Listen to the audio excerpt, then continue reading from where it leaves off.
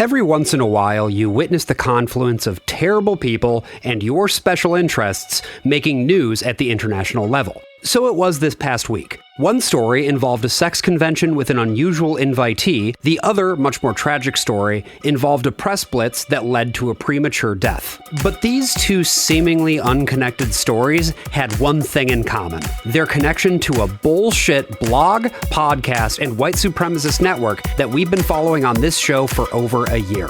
My name is Josh Borman. I'm June Sternbach. And this is Ill-Conceived, a podcast about natalism.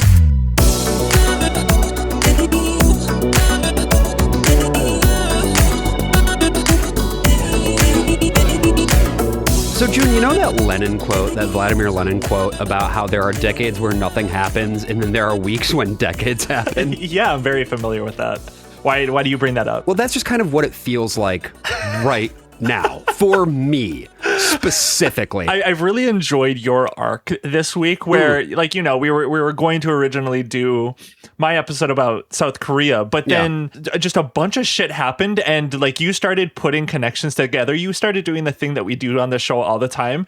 And previous threads that we put down have led all to this ultimate story that just happened recently. It's been fascinating watching you sort of behind the scenes pull some strings and we'll talk about that more. But it's been an interesting week for sure. Have you also had an eventful week, or has it been a bit more normal for you? Because I feel like my brain is exploding right now.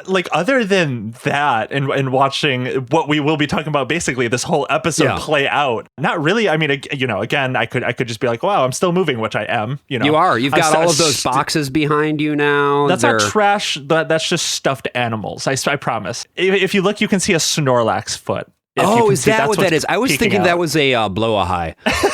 No, I think there's one of those downstairs. Doesn't every trans person own at least 3 of those things? So I do own one, but I didn't buy it. I was given one, passed down to me a couple of years ago, and I've just held on to that through the person that passed it. They moved on. They didn't have a need for the blow-a-high anymore, so I was like, I guess I'll take it. I went to IKEA today.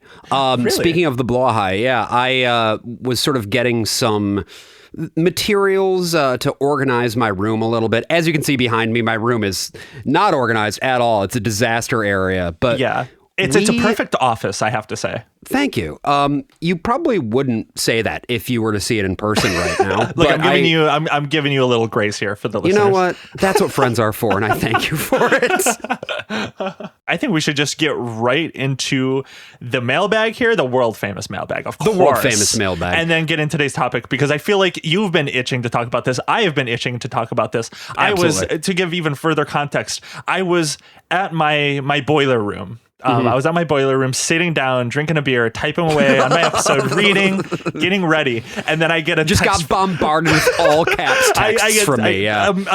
Hundreds of texts from Josh, and I'm like, I had to put down everything, and I was locked into this topic for today. So yeah, no, I think we just got to get into it. Yeah, I mean, this is the thing. Normally, I would not sound the alarm in this way, but I think we can both agree that this podcast, we have our sort of recurring cast of characters at this point. Yeah. And when you see this many people from the Ill-Conceived extended universe all sort of crossing over in one big Marvel-style collab, you got to talk about it. The last time we had this was NatalCon, which is when we started to unravel a lot of these. So this episode is going to feature a lot of things. It's going to have some stuff that I think is pretty fun.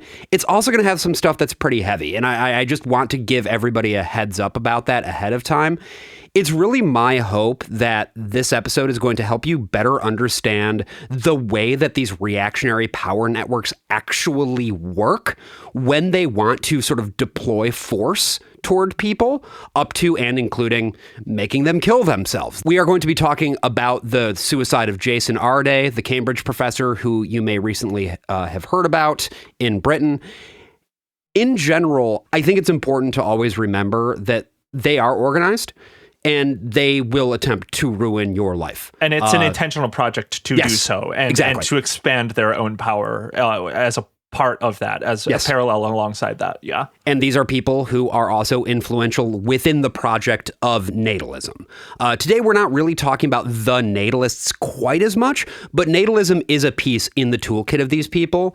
And so we're going to dig into that. But before we do that, let's get to the world famous mailbag. June, do you want to read this one? Absolutely. You know, it's this mailbag is so famous. We get all sorts of people emailing us, and which I love it. It's phenomenal. It's such a great place to email us, which you can email us with your thoughts, questions, experiences at illconceivedpod@gmail.com. That's right. And this one is from Diana Fleischman, which you may remember we talked about in the bell curve episode. That's right. She emailed us. She emailed us after the bell curve episode to sort of give us a piece of her mind. Yeah. So this is her email titled, "Why So Much Talk About Incest?" Hi, Josh. Hi, June. Well, you got that one. She's a Josh head. I win the mailbag this week, I guess. A friend sent me your segment about me.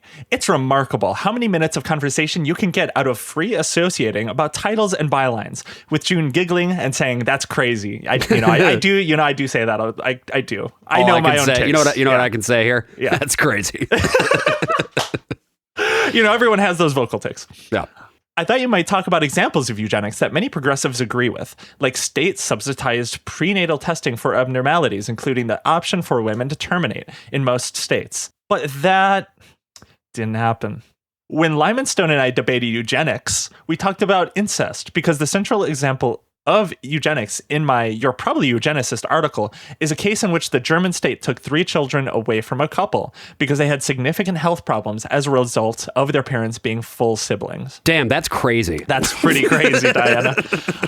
Patrick, the father and brother, was imprisoned for years before eventually getting a vasectomy. It's actually at the very beginning of the article. Diana Fleischman. Thanks, Diana. Yeah. We wanted to read this letter because Diana's going to be one of a few people we're talking about today. The world that she inhabits, the so-called rationalist world and also the race realist world, these are two sort of slightly different spheres of conservatism that are overlapping with each other right now. They've been back at the forefront again. Really quick, before we move on from the email, did you want to address any parts of it? No. No? No.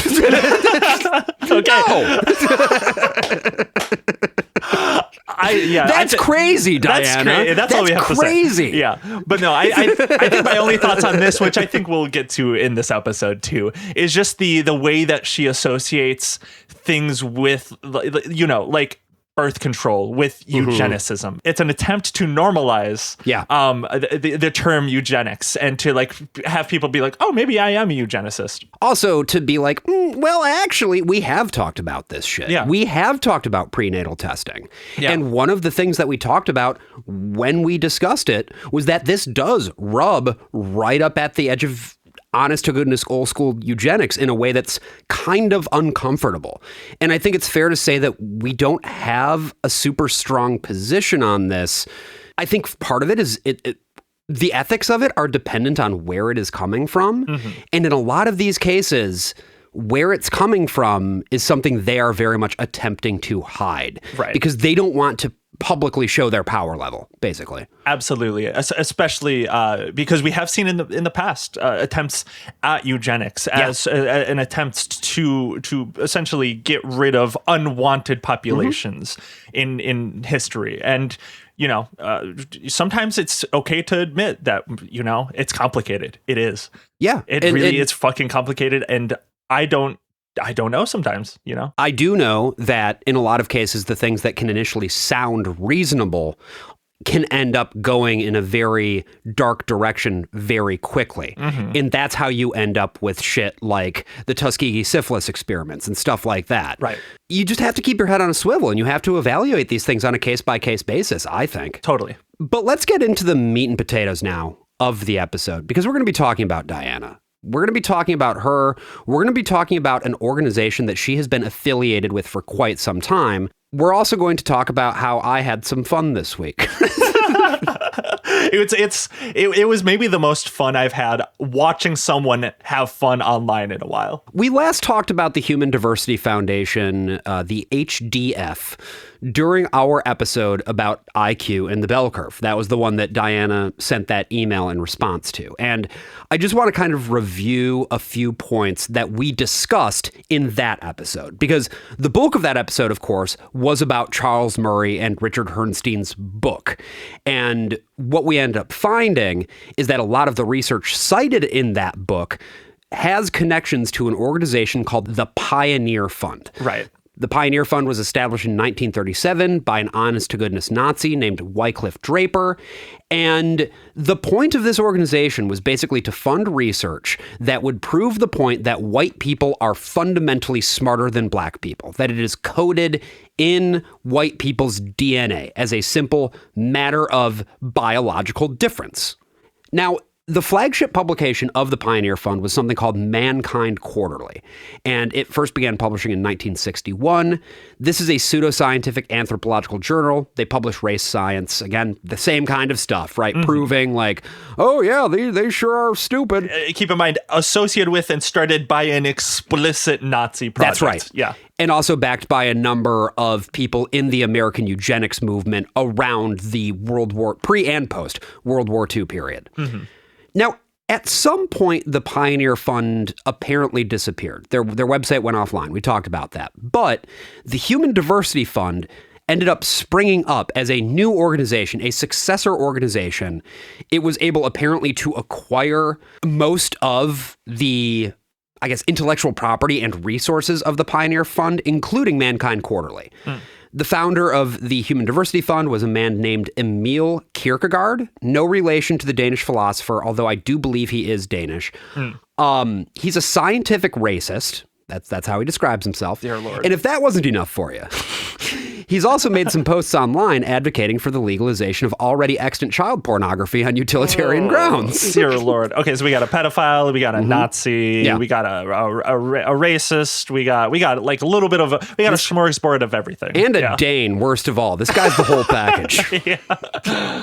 He's also said the following about the age of consent. This is a direct quote from a comment that he left on a much bigger article that was written by somebody else, talking about why legalizing child pornography is important. For age of consent, a fiction, people can consent at any age. Even babies consent and disconsent to stuff happening to them. The fuck? Perhaps a dual approach, either 13 years old or start of puberty, whichever comes first. Like, why would you have opinions like this and takes like this if you just like weren't a pedophile? And like you maybe, allegedly, I'm not even saying allegedly, possibly like unless you did something like that and trying to convince people like, oh yeah, it's kind of crazy, that's like, or I mean, not it's kind of crazy, it's crazy. People think it's crazy, but it's actually not. And it's like, okay, right. But why though? Like, why are you trying to convince people that's not crazy? Because it is. Well, and what's funny about it too is that the only reason I was able to even track down these quotes is that he sued somebody in Britain, where, of course, these laws about what you can and cannot say about people, defamation laws, are much stricter. Ooh. This is a person in Britain who called him a pedophile, and he sued him in Britain and won. I got to be honest. There's not a lot I love about the United States, foreign policy, all of that, but I do love the First Amendment. It's pretty good. Lord, it's not bad. It's one of the few things that makes me proud to be an American every once in a while. Is I can call these people a pedophile and like there's nothing that can happen to me really. Again, just to sort of legally clear what we're talking about here. Yeah. I do not have special information. It's not like on knowledge and information beyond that which I have read online, that this man has a lot of takes that would strongly align with that a pedophile might have. Yes. I'm not saying that I know of any conduct that he has done that is inherently pedophilic. It's fucking weird, though. Mm-hmm. And this is, again, Emil Kierkegaard, who is one of the key figures over there. Some might say it's that's crazy. I might. Now, along with Mankind Quarterly, where Emil regularly publishes articles, HDF also publishes a magazine, and I say magazine in big air quotes because it's just a Substack, folks. So people with Substacks have really lost the plot. It's really allowed people to just say anything about, like, oh, it's my magazine, it's my news organization. Yeah. It's a Substack. And that Substack is called Aporia, Aporia, which is something from the Greek or whatever. I don't give a fuck. And one of its outlets is a podcast, which has been co-hosted in the past by a woman named Diana Fleischman, the lady who wrote us that nice letter. She's a former professor at the University of New Mexico. She has since left academia, and she's very proud of this. She's like, well, I'm just so independent and free-thinking that academia couldn't handle me. I'm just so heterodox. Yes. And Diana spoke at NatalCon in 2023. Remind me, did we talk about what she said? We probably just filtered over her because we were so unfamiliar with her at the time. It's maybe even possible they didn't publish her video, if I remember correctly, because they didn't publish everything. I don't remember. I also don't know. Did we even listen to anything from 2023? I think we only listened to the stuff from 2024. You're right. I think there was only one I personally chose to listen to from 2023. You're right. Yeah. The other important thing to note about Diana, and this is just everybody should know this, is that she got big mad in our YouTube comments. She frequents our reply section. She called us genetic dead ends and says that she hopes we get a chance to meet a baby someday. You know, I have cousins that have. I have so many nieces at this point. I have like three. I have 3 nieces. So you're telling me you have met a baby? I have 4 nieces and 1 nephew. Yeah, I've met a couple of babies. Yeah, yeah. Cool. No, so that, you know, for Diana, I've met some babies. Maybe I'm a genetic dead end. Who knows? I've not tried. You know, the jury's still out on that one. But, you know, I have a lot of babies in the family. Absolutely. Well, and obviously we have all of our babies who are listening to us right now. Yeah, thank you for listening. Yeah. So at the beginning of the episode, I had mentioned there's sort of 2 big things that have happened that have come into the news this week. Prompting the Lenin quote. That's right. That's right. This is the week where decades happen. And we're going to do the funny one first because we all need a nice little appetizer. And then we're going to talk about the very real and very serious implications of the work that this organization is doing. So let's just, do you want to do a funny one, June? Are you ready to do a funny one? I love doing a funny one. Let's do a silly one. Oh, we usually do the silly one second. So that's true. This is a little appetizer. This is a little treat. We're having dessert for breakfast. Oh my God. Now, you know Ayala, right? You've heard of her?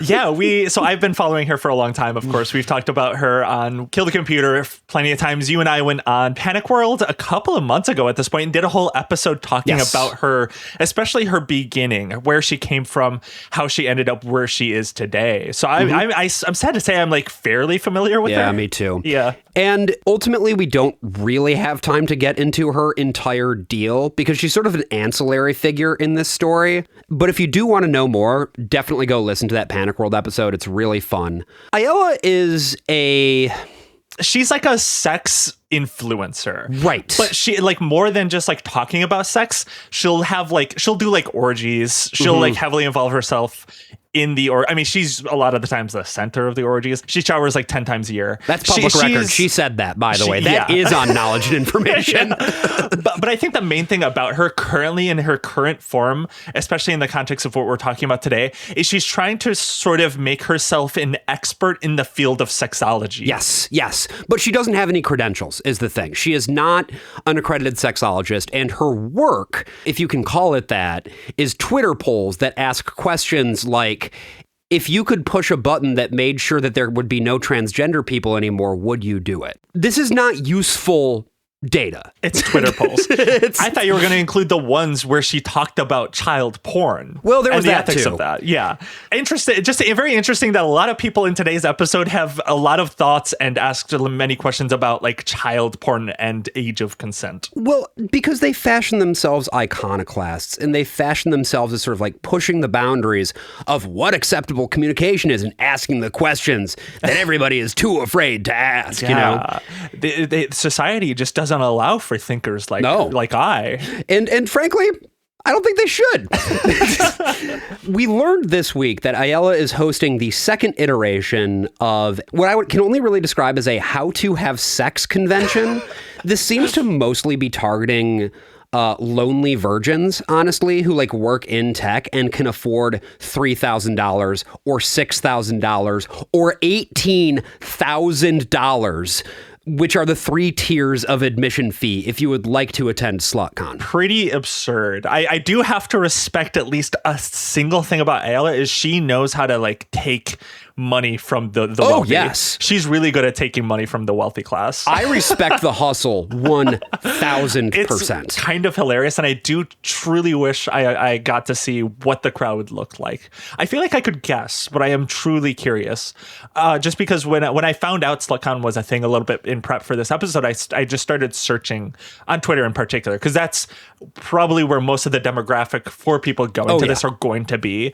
And I just started looking at the profiles of people that talked about it. It was like a lot of like tech people. It seemed like there were some women that were talking about it, generally aligned with that like heterodox e-girl, like right-wing sort of sphere. And then in terms of the type of, I guess, speaker they're going for or panelist, well, let's put it this way. It seems to me, having now looked into it for a while, it is an opportunity for sex workers who command a high price to meet new clients. Mm-hmm. I think that's what this is mostly for. I think so. That makes sense. Going past just the panels, that to me makes sense. Now, we haven't really talked too much on the show about the so-called rationalists, and I feel like we need to bring that in here real quick, because that is the, I don't know, ideology or movement that I would say that she is most associated with, that Ayala is associated with, I mean. And I know you've talked about the rationalists quite a bit, especially over on Kill the Computer. How would you describe their deal? So I do think also the one person that we've talked pretty extensively on the show about that is in that is probably Lyman Stone. He's, if not in it, very adjacent. He's directly adjacent. Yeah.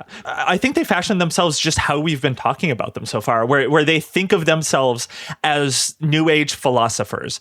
They're sort of, I think, positioning themselves to be looked at as like a Socrates-esque figure of today in a way. But they of course, they all are center right to far right leaning. And they sort of always do this thing where they hedge their opinions, their true opinions, in just asking questions. Mm-hmm. It's like, oh, no, I don't believe that trans people should be killed. I'm just wondering how many people think trans people should be killed. Yeah, exactly. Yeah. The other big thing about the rationalists is this obsession with data. And to be very clear, when I say data, I am talking about pseudo-statistics. Right. It's all of Ayala's fucking polls. It's all of these, in some cases, articles that are published in publications like Mankind Quarterly. They claim to hold themselves to this very high standard of statistical and academic rigor. But when it comes time to discuss actual peer-reviewed science, unless it's something that they can cherry pick to fit their priors, by and large, they'll be like, well, the Academy doesn't get it. I think it is just the veneer of intellectualism, but ultimately it functions as a social in-group that is meant to try to uplift everyone else into higher positions of academia. Exactly. And it's not a coincidence that Peter Thiel is pretty heavily involved with this crowd, because, you know, who would benefit greatly from policies like that, which the rationalists agitate for? It's fucking Peter Thiel. Mm-hmm. Now, one thing that I did in prepping for this episode as well was I looked at Ayala's connections to HDF people. And we're going to get into her connections with Diana in a moment, because that's sort of the most direct and immediate and clearly friendly connection. But she's also been on friendly terms with Emil Kierkegaard, the Danish Nazi pedophile. Unsurprising. For like a decade, or more accurately, he's her reply guy. It's kind of sad. No. Like, he bought her a bed from Amazon in 2017. I have the fucking tweet. It just says, have fun. And then there's a screenshot that says, thank you, your order has been placed. Zionist 12-inch wood platform bed will be shipped to Ayala Martin by Amazon.com. To which Ayala replies, what? Oh my God, I'm going to pose on this so hard. Thank you so much. I love how she's just still a Redditor to this day. Oh, yeah. Yeah. But her relationship with Diana Fleischman, again, longtime HDF podcaster, is closer. They appear to be very good personal friends. I was able to find at least 2 photos that Ayala posted to her Twitter feed where she is holding Diana's baby. Oh, wow. So I only saw them interacting over like many years. I didn't realize. So they have clearly known each other in They're person good friends for quite a while. Yeah.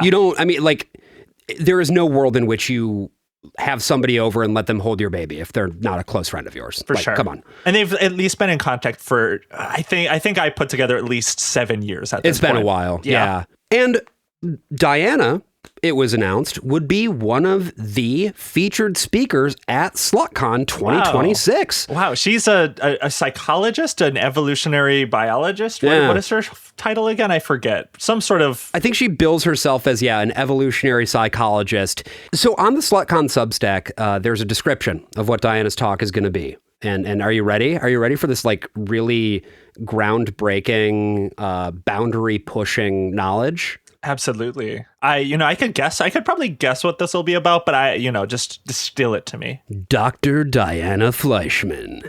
She escaped academia. She's on the loose talking about MILF psychology and evolutionary psychology's take on BDSM. You've been warned. Okay. Okay. Right. That's crazy. That's crazy, Diana.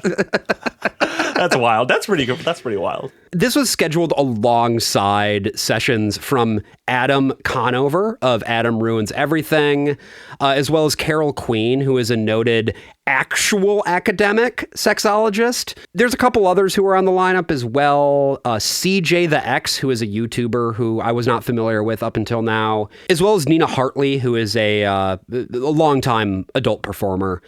So can I ask, how did this fall on your radar? How did you discover any of this? Well, somebody just posted a screenshot that was like, LOL, this is the lineup of Ayala's $18,000 Bay Area Sex Fest.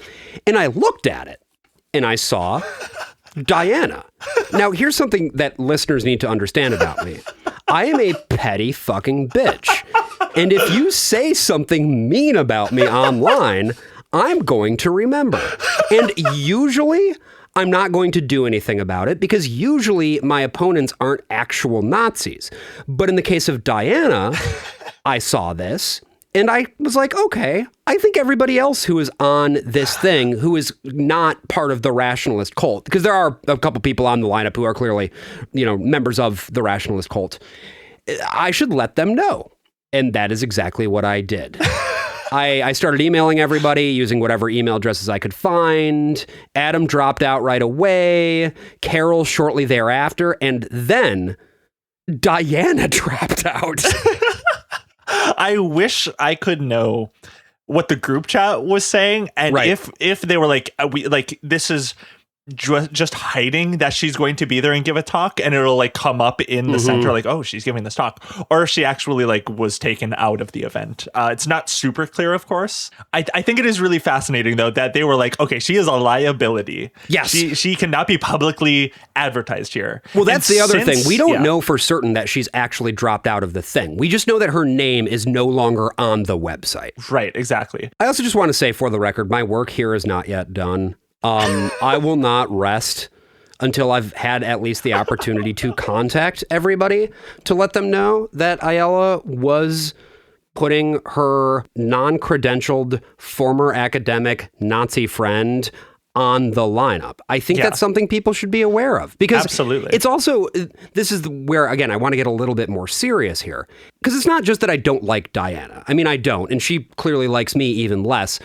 but it's about the fact that if you look at her entire series of posts in history, people she's been associated with, organizations she's been associated with, including HDF, obviously. One of her big things is that she wants to largely annihilate trans people. It is a key piece of her platform. That's not even getting into the racism, which is a whole other thing. But she's mostly focused on gender.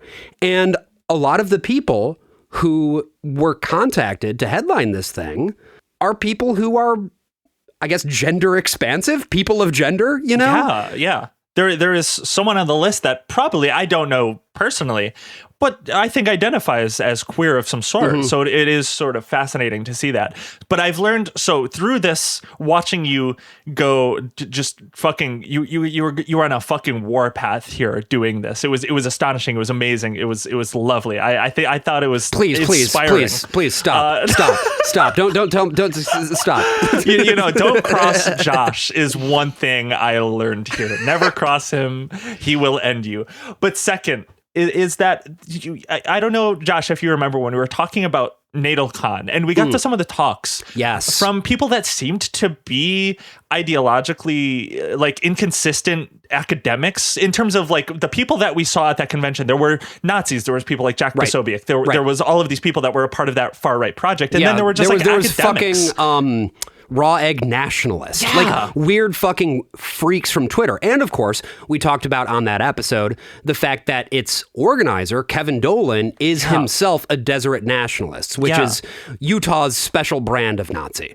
And something we, I think, just pondered upon in that episode is how did they get these like general academics who actually have a lot of credentials here, who are presenting normal papers? And I think the thing is, and I think we've a theory we've had for a while, a theory that a lot of people have, of course, talked about. I think really solidified in looking at this is just that people that organize these things just straight up lie about what their beliefs are, straight up lie about what the event itself is. Don't even mention the other types of people that are expected to be at this event. Their whole project relies on just being dishonest, framing things in a completely dishonest way to get those associations with people like Adam Conover, who, his person who got that email about SlutCon didn't know who Ayla was, didn't know who Diana Fleshman is.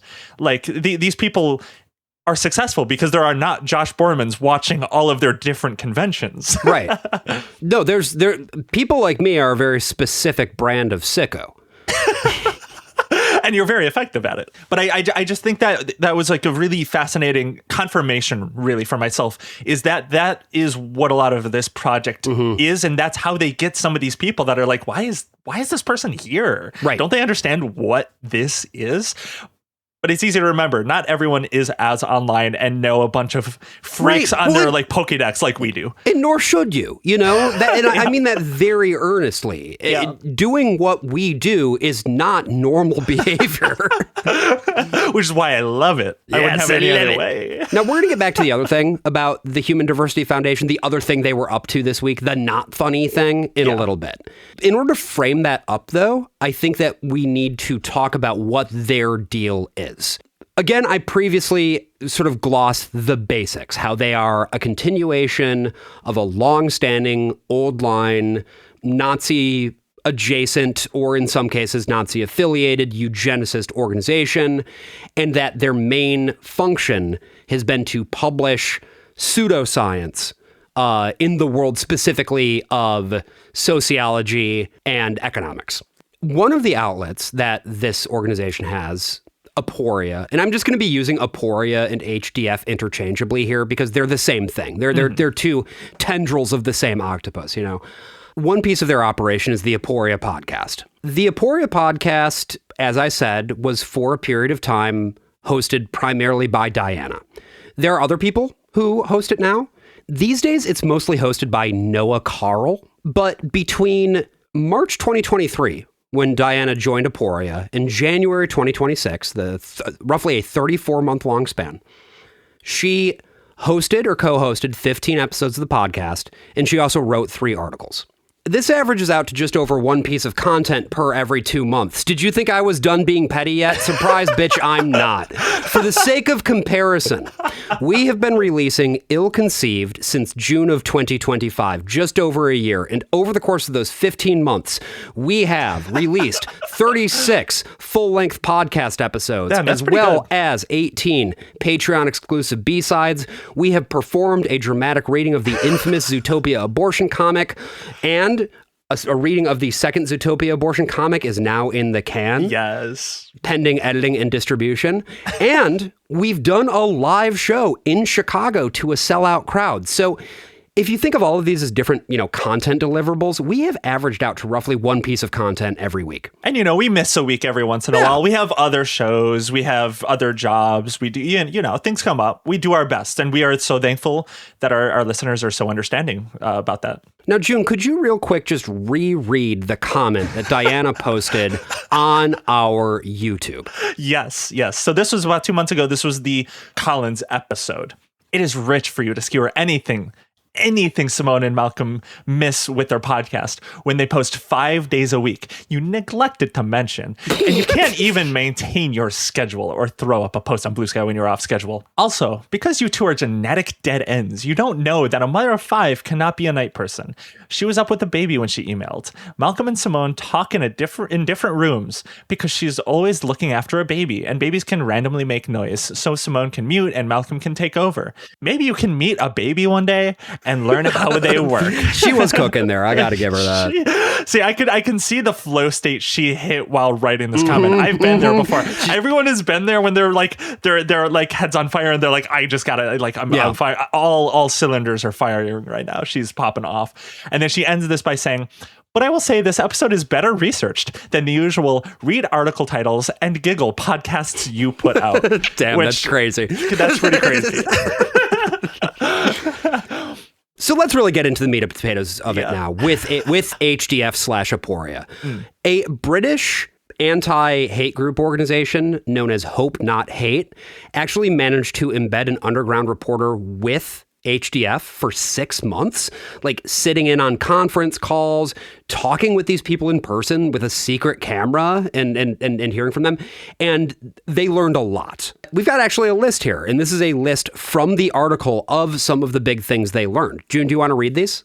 Absolutely. So the first bullet is the Pioneer Fund, a Nazi-affiliated eugenics organization thought to be essentially defunct, has rebranded as the Human Diversity Foundation HDF, which makes sense. I figured that's sort of what happened is that it doesn't really seem like they were bought out. It seems like a modern rebranding, especially putting the word diversity in there makes it sound like, oh, wow, we're so everyone's so lovely and accepting and diverse. It's sort of like hedging that language, I think, a little bit there. That's always what I've suspected.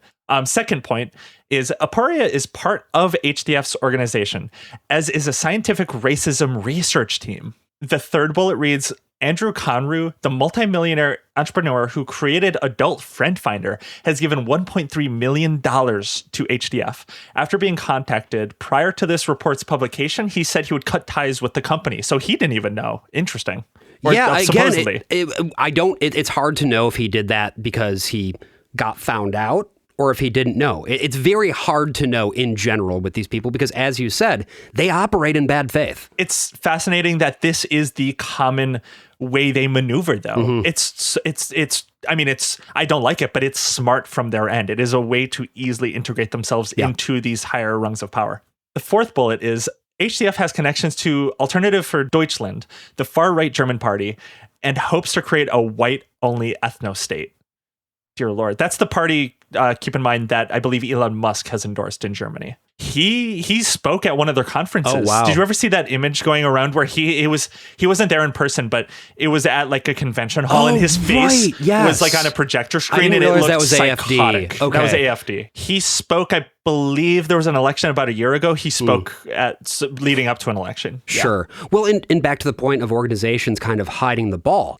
AFD needs to be very careful about what it says in public because there are still laws against Nazism in Germany. Very famously, you can't display a swastika in that country. Mm-hmm. And so they've managed to do this little dance where they talk about how we need to focus on Germany and the German people without actually invoking Hitler himself.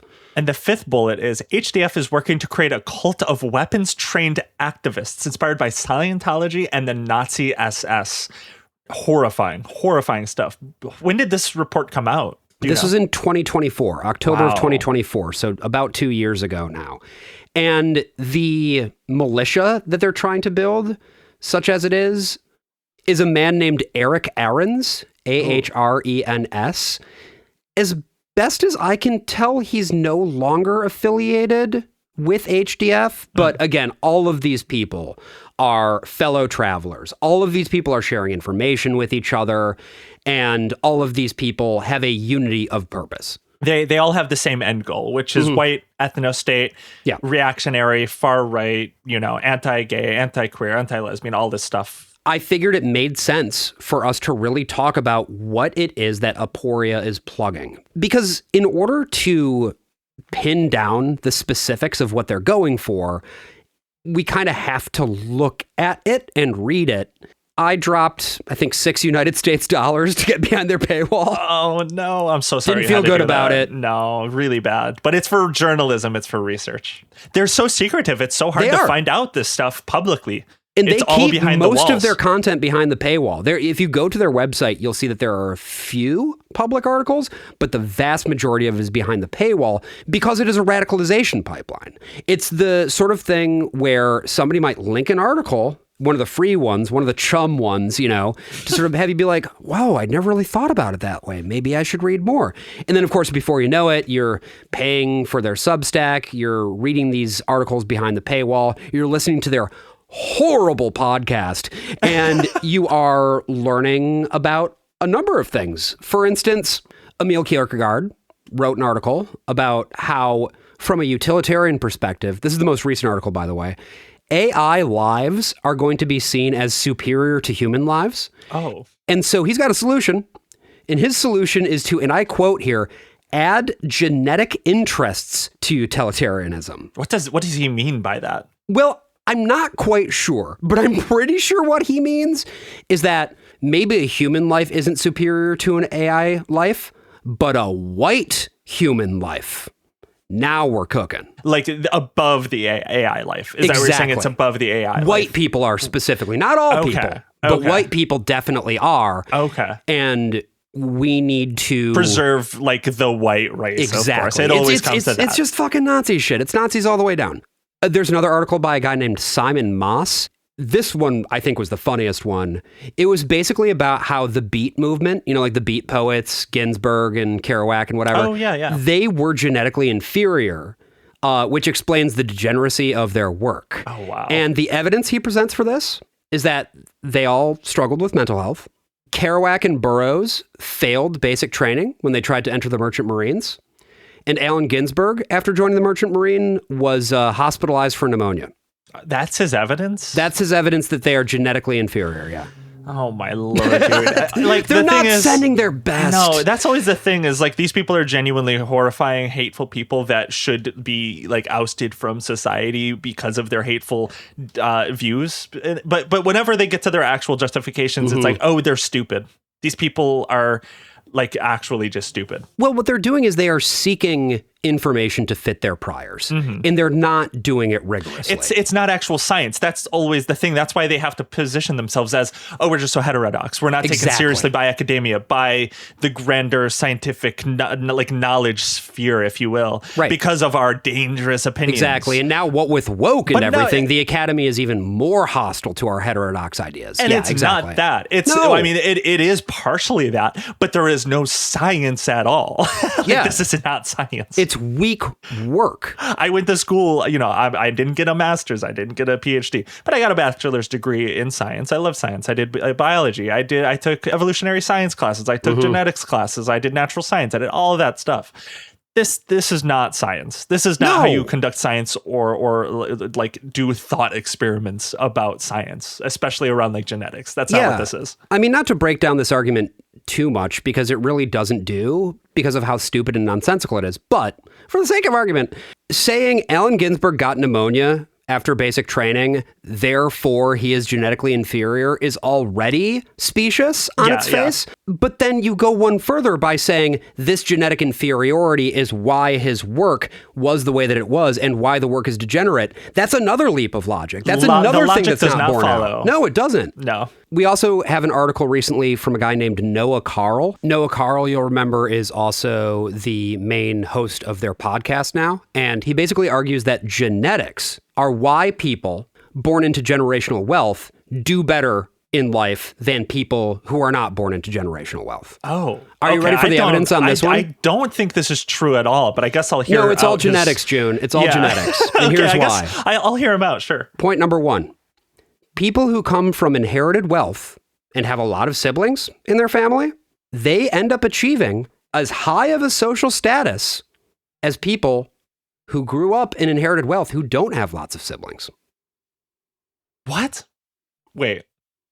Okay, hold on. Let me read this again. Let me say this out loud. Yeah. People who come from inherited wealth and have lots of siblings achieve as high of a social status as people who don't have a lot of siblings? Yeah, like wealthy people who come from wealthy family wealth who maybe are only children or have like a sibling. Am I stupid? What does this mean? Well, okay, so again, to the point of how you have to sort of trace the line here, the thing that connects this in his mind is that if everybody is achieving the same level of social status, it means that even though the wealth was distributed in more directions, everybody still was able to get ahead. And what should happen is that if you're rich, but you're the only person inheriting family wealth, you should do better. Bro thinks this is like a race. Bro thinks that there is like an end point that you ought to hit. That's why this class works. No, there is not like it's not like you were born with $1 billion as like a nest egg and therefore you will achieve $1 trillion. That's not necessarily how I see his logic now. I mean, there's not logic here. That's not logical. It's specious, but I see what he is saying. That's absurd. That is because the bigger problem a wild here, thing to say, obviously, is that money is not the only form of capital. No. And inherited wealth is not the only form of capital. And if you're talking about social status, that is entirely a function of class, regardless of how much actual money you have.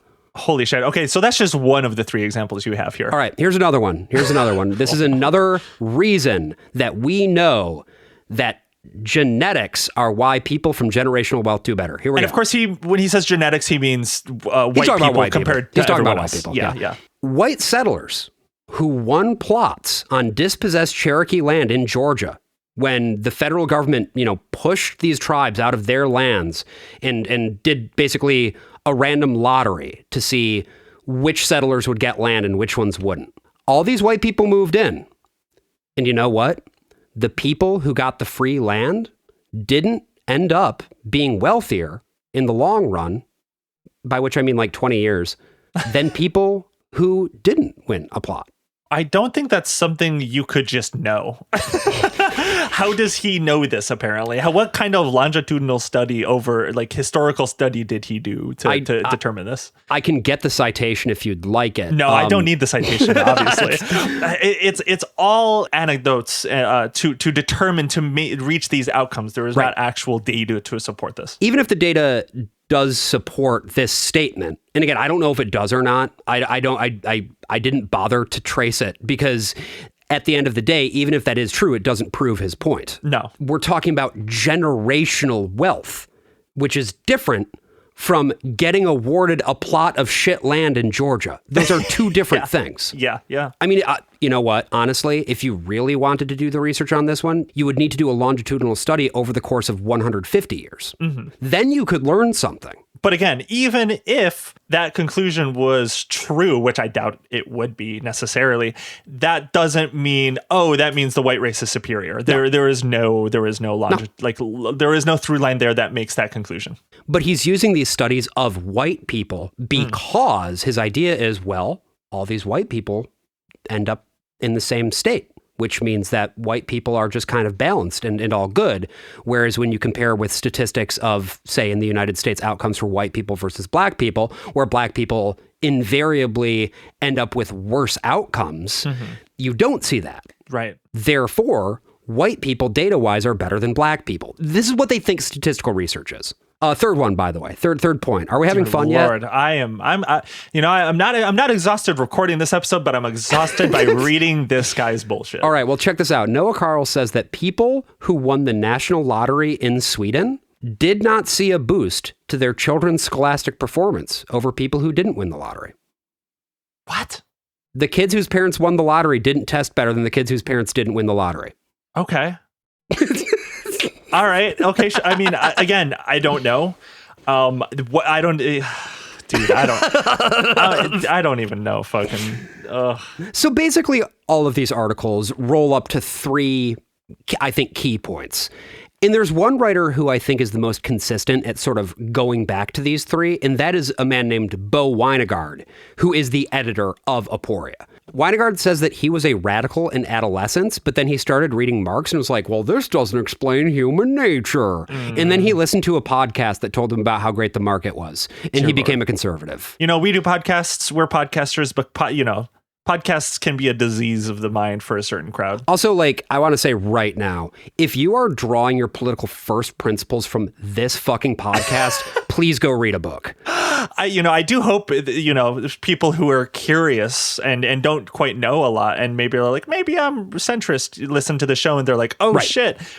It's eye-opening maybe, but, this should not be your first stop shop. No.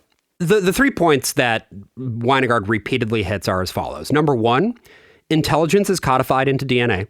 And there's something that is an objective measurement of intelligence, as we talked about in IQ and the bell curve, that like the intelligence test, as we understand it, accurately measures that shit. And because black people test worse on those tests than white people, that makes them genetically inferior. That's the first main claim. And we've talked extensively about the yes. IQ tests and the bell curve and all of these topics on that episode, if you have not listened to it. But I do think it is just important to reiterate that a lot of this is just sort of, I don't want to say made up, but it is the way that these tests are used is they are formulated from a certain standpoint to begin with. Like, like if you test a crowd of Americans, maybe let's choose, I don't know, Wisconsin, about what, like this test, you formulate this test and you also give that test to like people in South Africa, like the results will vary because the test is designed first and foremost for like Americans in Wisconsin. Like right. there is so many different variables and controls that you have to take when doing any sort of test. And going back to a poll, that's part of the reason why Twitter poll is so unreliable, because it misses every single control and variable exactly done to do any sort of reliable test. The second point that these articles always hit is that race is an immutable biological category, which is just not true. It is. It's just not.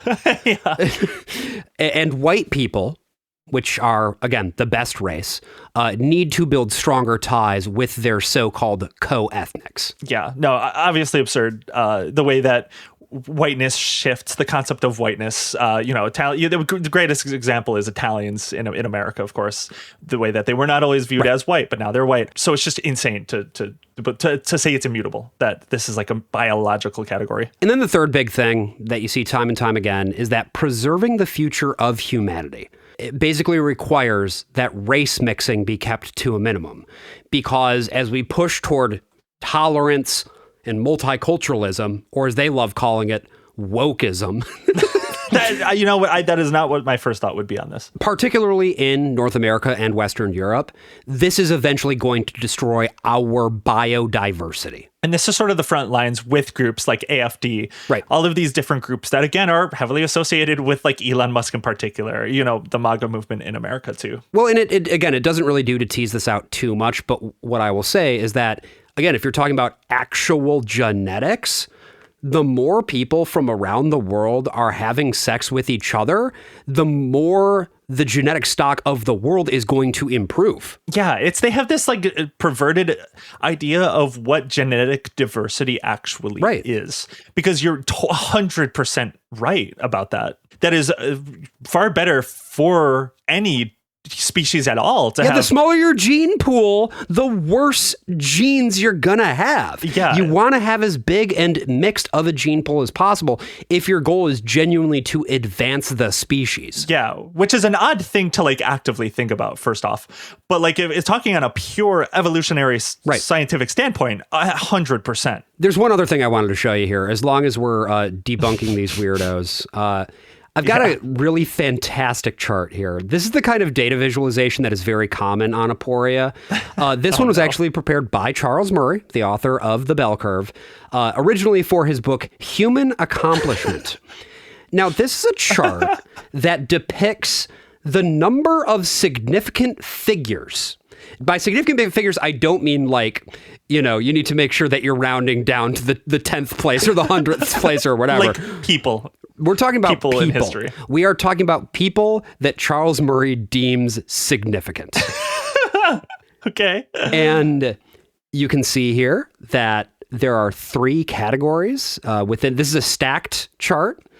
There is a group for people from Europe, a group for rest of the West. I love that category, rest of the West. And then there is a group for everywhere else. This is very scientific. It's very scientific. And the x-axis is between 800 BCE and 2000 CE. And the y-axis is, of course, the number of significant figures during that epoch, going from 0 up to 300. And we can see on this chart that there were some significant people in Europe, up until around 0.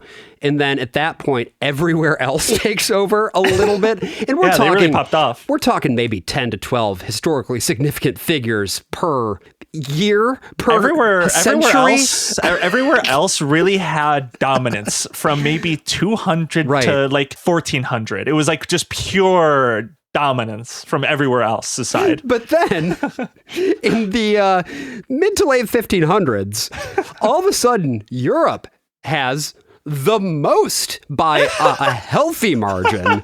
We're starting to bump up around 1600, and then by the time we get to what must be the late 1900s, we're looking at 270 significant figures.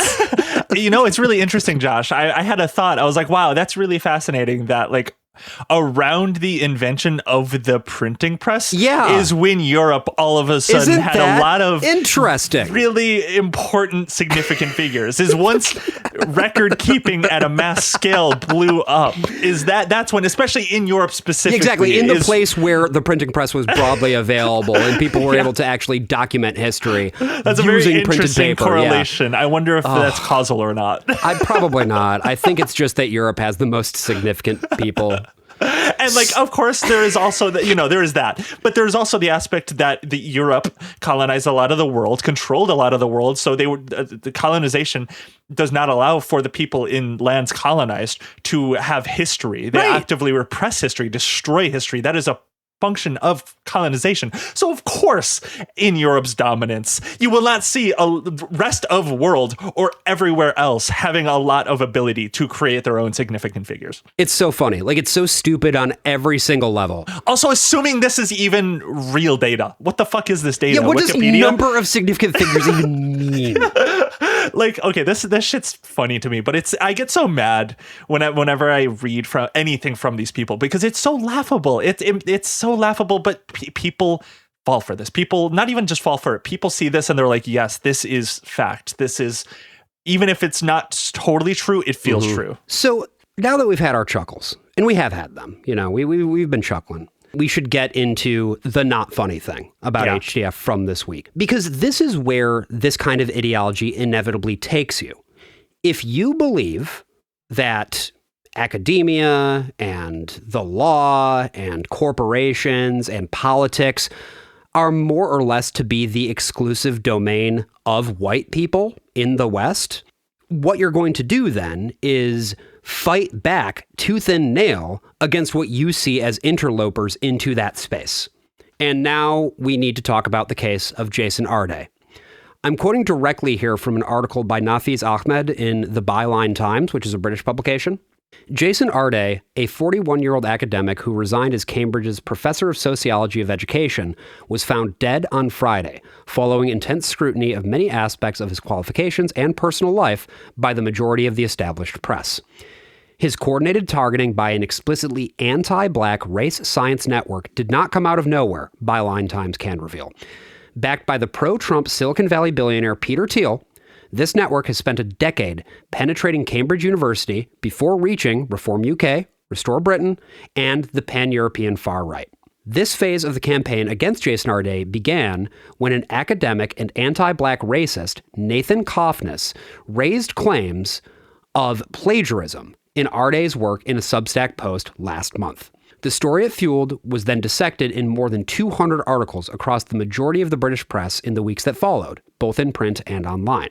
It was striking that many of these articles did not acknowledge the central accusations were being made by a man who believes that inherited racial differences make black people less intelligent and would leave black people absent from virtually every position in public life outside of sport and entertainment. They also did not mention that Cofnas had used the terms retarded, illiterate, and mentally disabled to describe Jason Arday, while noting that he was black. Cofnas said that an unidentified male Cambridge faculty member had supplied him with information about Arday. Before even examining Arday's PhD thesis, completed at Liverpool John Moores University, Cofnas had dismissed him as just another DEI hire, referring to diversity, equity, and inclusion schemes. At the ideological center of the network is Aporia, an online magazine which serves as the public-facing arm of the Human Diversity Foundation, now known as Polygenic Scores. This case, just tragic, horrible. And of course, not at all surprising to know that people affiliated with Aporia drove this hysteria. Did you do a lot of reading about this, like when the news broke? So not when the news broke, just because I had never heard of him before. So I read some of the headlines. I was like, that's sad. But I was only really prompted to dig in deeper about who he was, what this was all about. When Josh, you put this a bit more on my radar, that this was really connected to the right wing reactionary hysteria that we've been sort of covering on the show a lot. And I mean, while it sounds like from what I did see, it does seem that Jason Arday did embellish bits and pieces of his life. But I think the fact that any piece of his life that was used to harass and drive him to suicide, especially as someone who self-described as autistic and had like a very hard upbringing, being autistic and having like a learning disability very young. He had, I believe, growing up had special education and rose to this place in academia, which is, I think, a very inspiring story. But this movement, driven by the right-wing press in the UK, drove him to this point. It is heartbreaking. It is, even if you embellish a piece of whatever, like there is no one that deserves something like this. No, in the way that the media jumped on it, the fucking British media, unbelievable. Horrible. It all jumped to conclusions. Because here's the thing, Arday did a lot of stuff that was genuinely extremely impressive. Yeah. And for a certain credentialed member of the British press, which is to say somebody, or academia for that matter, which is to say somebody who is white and has perhaps in some cases gotten by on family privilege. Well, actually, sorry. It's probably just because they're really, really smart now that I think about it, that they were able to be profs at Cambridge or whatever. It is. I mean, this is I think a really clear-cut case of black people getting a lot more eyes on them. And there is a lot more critique leveled at black people in this way than any other group in particular will ever face. Because like these people don't care about what they claim to care about here. Like they don't care about the supposed central accusation of plagiarism, which I'm going to get into in a moment. This is like Gamergate type shit. It's not about ethics and games journalism. It's about targeting women who they think are encroaching upon their space in much the same way that this is about targeting black people that they think are encroaching on their space. I also wanted to just note another few points in this article from the Byline Times. Nathan Cofnas first published this article to his Substack on July 21, so about a month ago now. The central claim of this article, the big like load-bearing claim, is that Jason Arday plagiarized his PhD dissertation in 2015.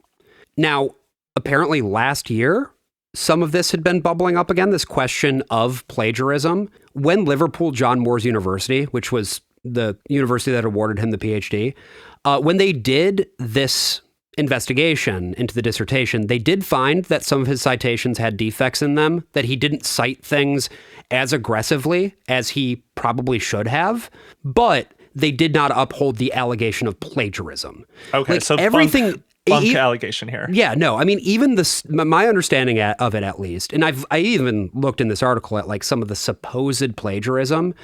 What seems to be going on here is that yes, there are portions of different pieces that are then quoted or paraphrased in the dissertation. These are also things that were cited. They just weren't cited right exactly where they needed to be at all times. I gotcha. Okay. So it's like, if I were to quote repeatedly from this article from the Byline Times, for instance, and then say something from it now without being like, and that's from the Byline Times, by the way. Mm-hmm. Which I don't do that. I make sure that I specifically say where I'm getting everything from, but this is not plagiarism by any stretch of the imagination. And it also turns out that some of the other things that Cofnas was skeptical of, well, they were just straight up true. Like, for instance, Arday claimed that he completed 30 marathons in 35 days. He fucking did that shit. He did, yeah. He did it to raise money for charity, and it was reported contemporaneously. There was an article that came out as he was in the middle of doing it, and then there was an article that came out at the end of when he was doing this. This was documented. By all means, it sounds like Jason Arday was like a phenomenally fascinating and accomplished person. Yeah. Yeah. Which is probably why Cambridge was interested in him, because he's got an incredible backstory. God, dude, this sucks. And by the way, one other thing about Nafis Ahmed's article, the Byline Times article, it does strongly imply, although it does not directly allege, that the source for all of this, Cofnas' source, was James Orr, who is a professor at Cambridge and a Peter Thiel affiliate. He, if I remember correctly, funneled money through or into Cambridge from Peter Thiel. Correct. Also, just shout out Byline Times. I don't think this is the first episode we've ever cited and like gone to as a source on some of this stuff. I think it was our Epstein episode that I sourced last time. I don't know. I can't remember off the top of my head, but this Ahmed guy's been doing good work. And I've gone to them in the past. I haven't before. I think I'm going to pass a subscription onto them because they do really good work, especially in the UK, which is a country that does not have great press. So now we've talked a bit about what the claims were, the substance of the claims, why the claims appear to be largely bunk. Unfortunately, we'll never know because he fucking killed himself. The opportunity to actually find out the truth behind it is no longer there, because I'm going to say it right now. Again, I'm going to say something that I legally can't say in Britain. I think they wanted to push this guy into killing himself. I think that's what they were going for. I mean, there is no other reason when doing something like this, sort of orchestrating a media hysteria against especially just one man, one person. I mean, a lot of these people on the right talk about, the cancel culture, right? The dogpiling, it's bad. It's a bad thing to do. But when they get to do it, especially at their preferred targets, which in this case, specifically from Cofnas, this race realist is a black person, they will chomp at the bit to do it because their goal is to take Black academics, especially, out of these institutions. Exactly. Yeah, I mean, obviously, the first and foremost goal was to get him removed from his post. But do I think that they're happy to no longer have this man around? Yes, I absolutely do. Totally Particularly agree. Because it means that the actual truth of the claims can no longer really be verified. Yeah. It's a fucking tragedy, dude. Yeah. I do not think Nathan Cofnas is at all for a second upset. No, God, no. No. And to the point of the Cofnas Aporia link, I then decided to do a little bit more digging there. Nathan Cofnas has been cited by about 30 articles now in Aporia. He's also he's also appeared on 4 episodes of their podcast, one of which was hosted by our good friend Diana Fleischman. She interviewed him. Yeah, wow. I know. She that's has crazy. a lot of connections to a lot of really unsavory people. It's interesting, isn't it? Yeah. It's crazy. She is really close friends with Ayla, too. Yeah. Here's something else that's fun about Nathan Cofnas. He got fired from Cambridge. In fact, according to that Byline Times article, he was dismissed, although he did actually end up being able to keep his fellowship, which is kind of fucked, after, and this is a quote, after publishing a blog in which he argued that black people are less intelligent and that, in a meritocracy, the number of black professors at Harvard University, quote, would approach 0%, end quote. My God. Yeah, no, I think it's wild that he still had his fellowship after something like that. Yeah. A statement not obviously based in reality, in science at all, just pure racism. They kicked him out of campus, but they let him keep the money. By the way, Editing Josh here in post, just updating you about one more thing about this story. The BBC reported 2 days ago that Ghent University, which of course is in Ghent in Belgium, has suspended Nathan Cofnas. He was a PhD fellow there, Basically, it's where he went after he got kicked out of Cambridge. Just quoting directly here from the article, the university said a staff member had been notified of a preliminary disciplinary investigation and suspended as a precaution. In a statement regarding Arday's death, its rector Petra de Sutter and vice rector Herwig Reinhardt said they took, quote, recent public statements made by a postdoctoral researcher at Ghent University regarding this matter very seriously, end quote, and had taken, quote, appropriate action, end quote. Now, of course, since then, a petition has begun circulating saying that Ghent University infringed on Cofnas' right to academic freedom of expression. And signatories on this petition include some names that you might have heard of, including Steven Pinker at Harvard, Toby Young at the Free Speech Union, J. Michael Bailey at Northwestern, Claire Lehman at Quillette, and, of course, Diana Fleischman. The other thing about this Byline Times article is that it does say, he's anti-black, but it stops short of calling Cofnas a white supremacist. I'm assuming that's because, again, of British anti-libel law. They can't actually say this is coming from a white supremacist position because he can't prove that he knows that. But I'm going to call him that because I'm an American.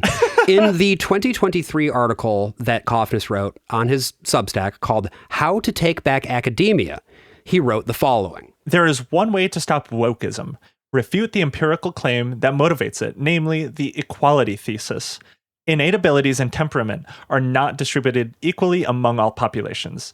This is the main reason why we find the same patterns of race differences appearing over and over again, wherever there are population representative groups of Africans, Europeans, and Asians. It is why policies predicated on egalitarianism always fail. People who understand the biological reality are not woke because they do not need to hallucinate racism in order to explain what is the product of nature. And from this, he moves on to talking about a 3-point plan, which is how they're going to take back the academy. This is a direct quote. I'm just quoting exactly what the headings are. Number 1, here's a list, I guess. this isn't some a fun really one. evil list. This is an evil list, but it is a list. Number 1, promote knowledge of the cause of race differences. Number 2, change the population of decision makers on campus. 3, leverage political power.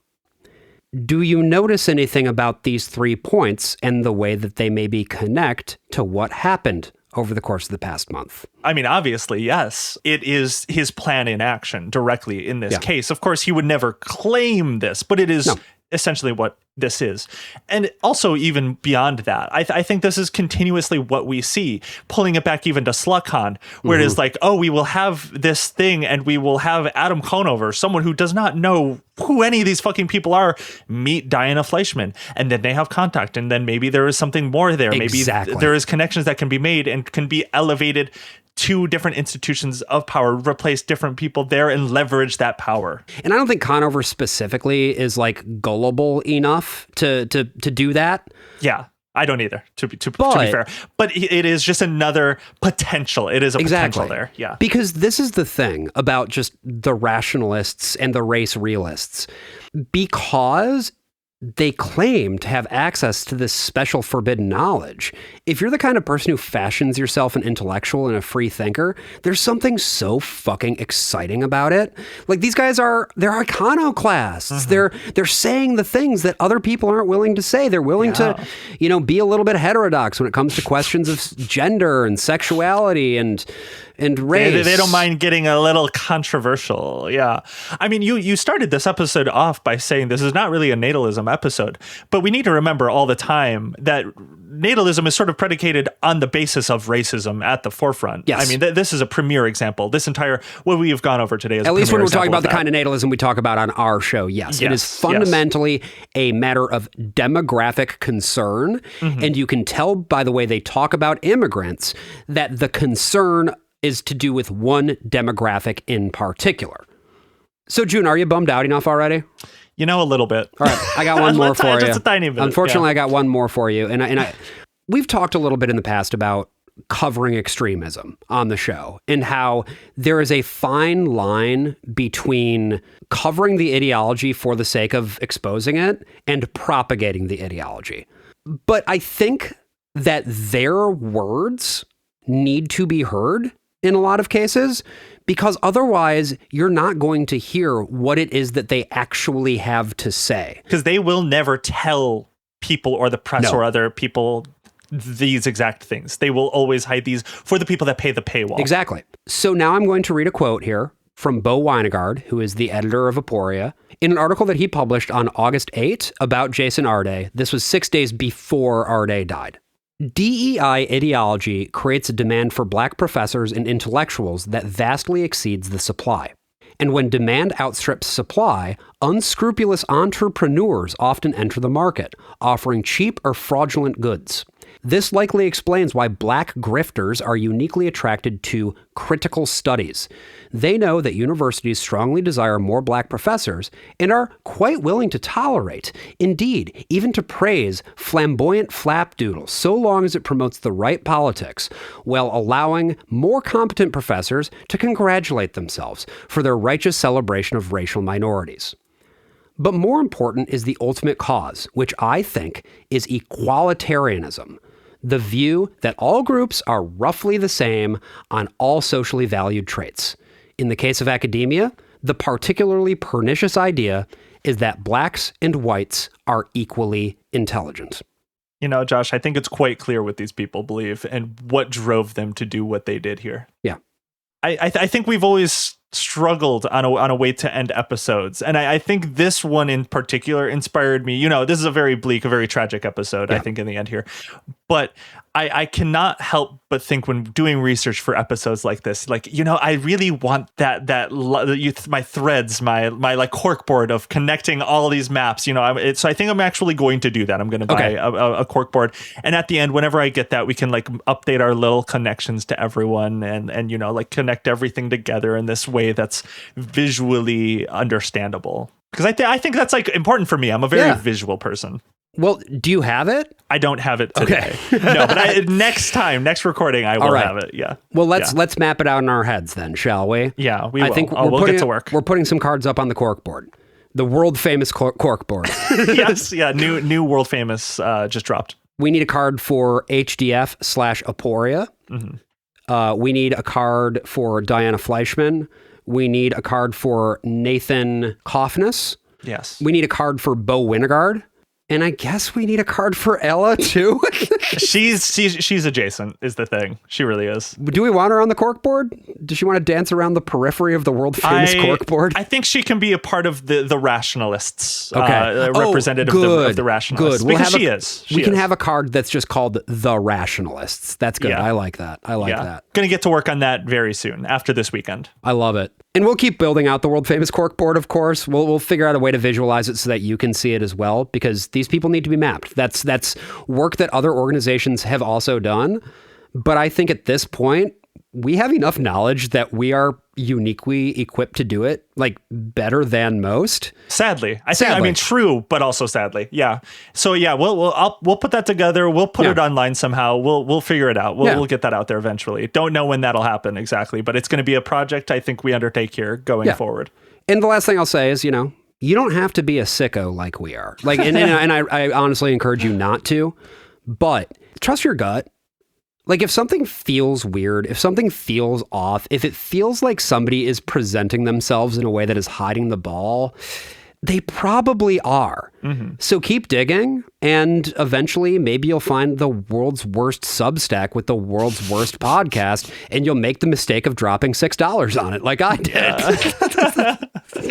It's important work. I will always believe it. But farewell, babies, and we will see you again very, very soon. See ya.